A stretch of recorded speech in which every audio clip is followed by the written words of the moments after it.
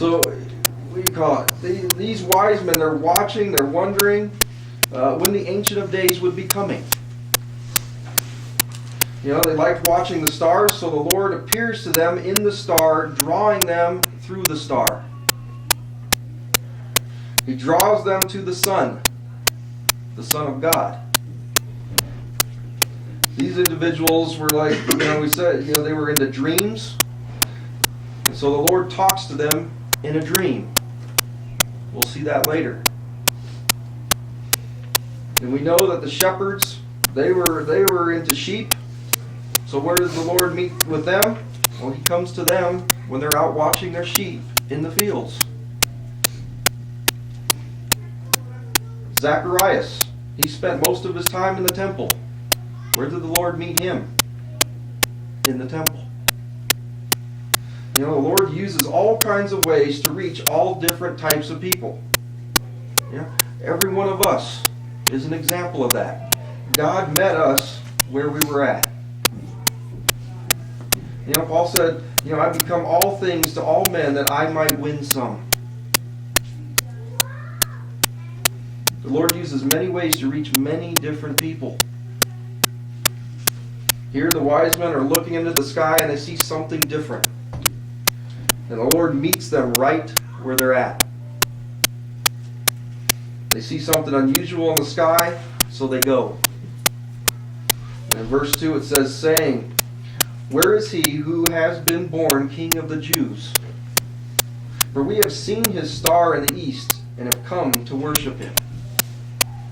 Notice here that these individuals were coming not to get something from Jesus. It's not about, do you come on Wednesday nights or Sunday mornings saying I've got this issue going on in my life, or I've been feeling down lately. And I know if I come and I worship, that it'll get me feeling high emotionally. This King is probably not the best reason to come and worship the King, the baby in the manger. We don't worship the Lord for what we can get from it. It's not about how we can manipulate Him. The teaching you hear is that you hear a lot today. It's about come in, praise the Lord, then this will happen to you. Or you'll receive this blessing. Or this will happen in your life, or that will happen in your life. You may be blessed, in worship, but this isn't the reason you come to worship. It's not about what you get out of it. See, the wise men were coming to worship this baby, now probably a toddler, probably about the age of my son Nathan. Okay, so picture that, about Nathan. At this point, they come and they're not there to manipulate him, not there to get anything from him, and neither were they coming for what he had done for them. He had done not one single thing for these individuals yet. Nothing. These wise men were coming simply because of who he is. Again, we worship the Lord because of who He is. He is the creator of all things. He's the King of Kings. He's why all things are. And He is who we are going to. He's the beginning and the end. Just like we sung earlier, the Alpha and the Omega. He's the bright and morning star. He is the fairest of 10,000s. He is the I am. Who He is should be the motivation to worship Him. This is a prayer for me and my family, is that we would want to worship the Lord not for what He's done, but for whom He is. Our worship should not be manipulative or gain anything for us. But Lord, you are worthy of all glory and power. They see the star, and they're there to worship him. It says in verse 3, it says, when Herod the king heard this, he was troubled, and all Jerusalem with him. See, Herod knew that the Persians to the north were looking for a ruler that they could gather under so that they might get out of the rule of the Roman Empire. Herod's saying, I've been appointed by Rome. And if there's trouble in the land and the people start to revolt in this area, we're in a lot of trouble. Not only will we have to deal with that revolt, but we'll have to deal with the Roman Empire. Herod was worried now because he didn't want to do what? He didn't want to lose his position. The people are troubled here. Why? Because for them it meant war.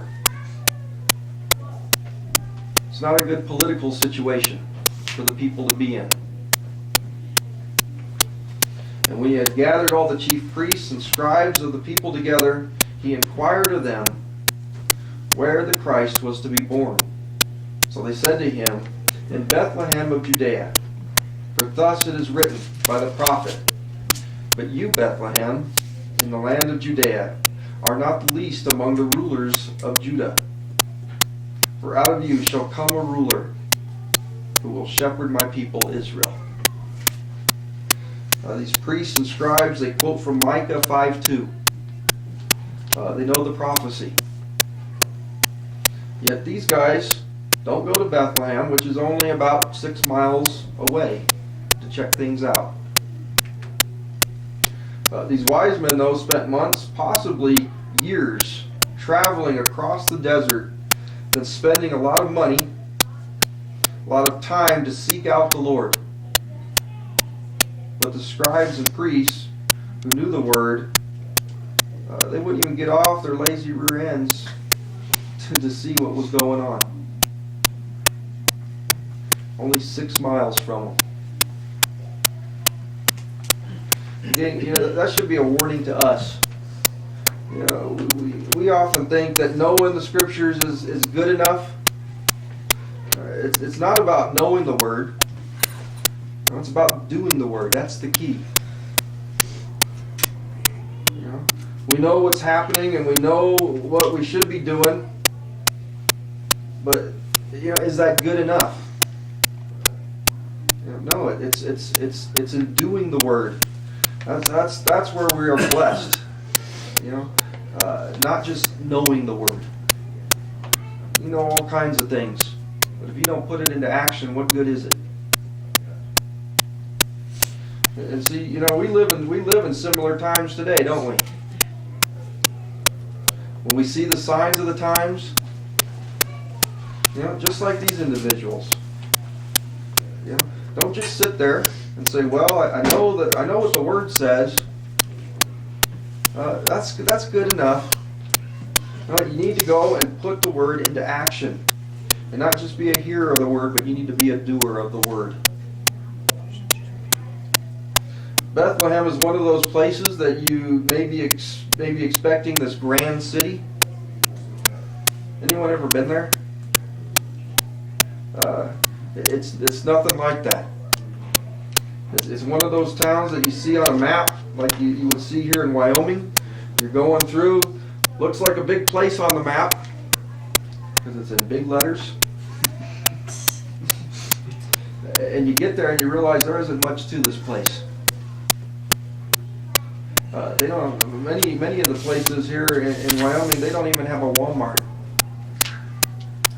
They got a place called Pomida. You're like, what's that? See, there wasn't anything about Bethlehem that was special or would make you want to visit there. And you hear today that not much has really changed in Bethlehem. It's quite a dirty city. It all fits together perfectly, though. This town, Bethlehem. Jesus, when he was born into this dirty, filthy stable, probably a cave, not the nice looking setting that you often see at Christmas time. It was fairly nasty.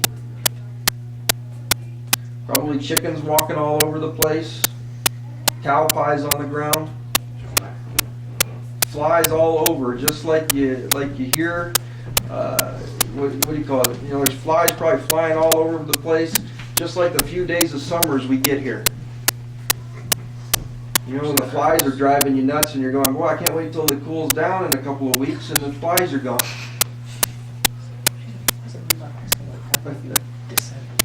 But you see, you know, Mary, she's probably sitting here, she's worried about the cleanliness of the place. She's about to give birth.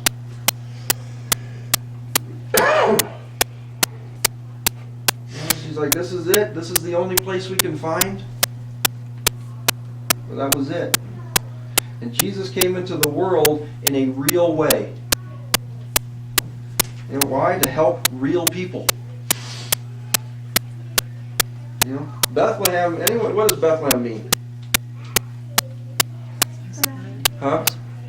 Yeah, it means house of bread. And isn't it fascinating that in the house of bread is where the bread of life would be born? In a feeding trough, nonetheless. It's almost like God's got a plan, doesn't it? Yeah, it's in this, what do you call it? It's one of those little towns, and today not much has changed in Bethlehem.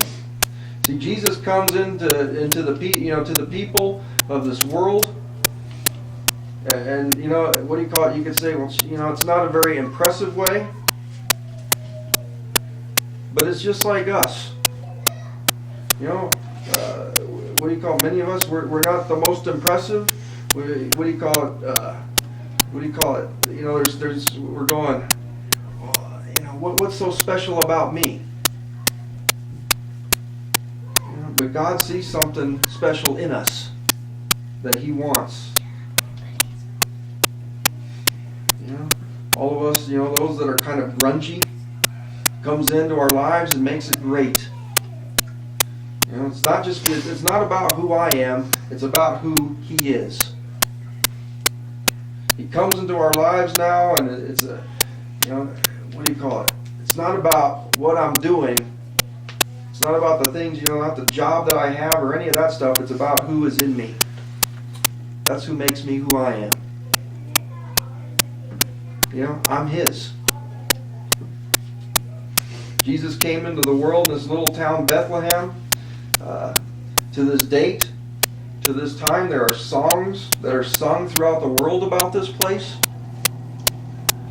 There are people that take pilgrimages to this place. And it's one of the best known spots in the world today. When you mention Bethlehem, people go, oh yeah, I know about Bethlehem.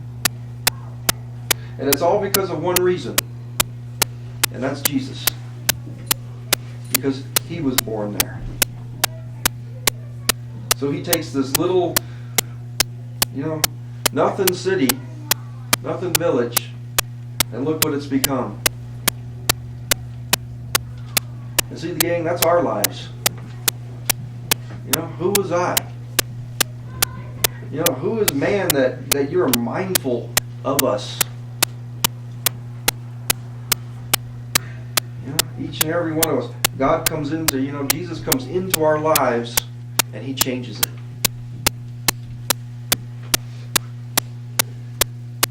It's not because of who I am, but it's because of who He is.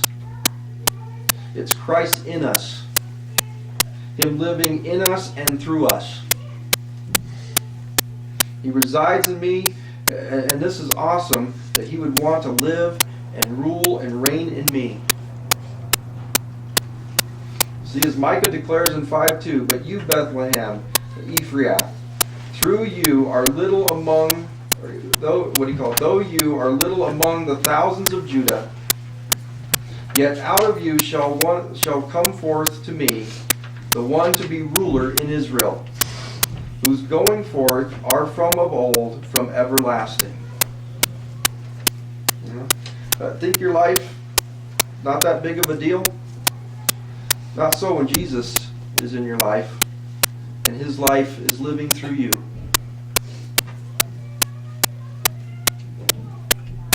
So Herod, he hears about all of this. It says, then Herod, when he had secretly called the wise men, determined from them what time the star appeared.